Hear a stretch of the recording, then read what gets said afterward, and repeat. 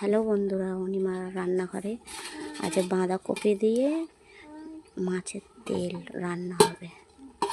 এই বাঁধাকপিটা সেদ্ধ বসিয়ে দিয়েছি, আর মাছের তেল এই মাছের তেল দিয়ে বাঁধাকপি।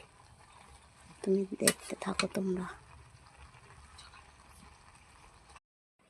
পেঁয়াজটা কেটে নিয়েছি, আলু কেটে নিয়েছি।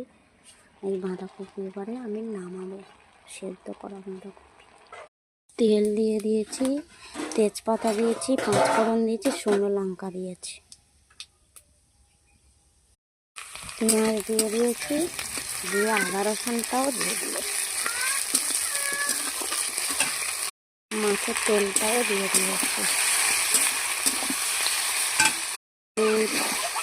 আর লঙ্কার গুঁড়ো দিয়ে দিয়েছি, দিয়ে দিয়েছি, আলুও দিয়ে দিয়েছি। একটু নেড়ে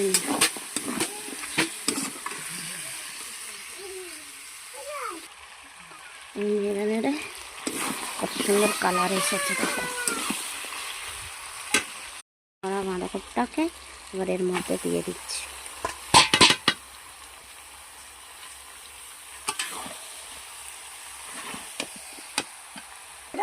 চচ্চড়িটা হয়ে গেছে, চচ্চড়িটা নামিয়ে নিয়েছি।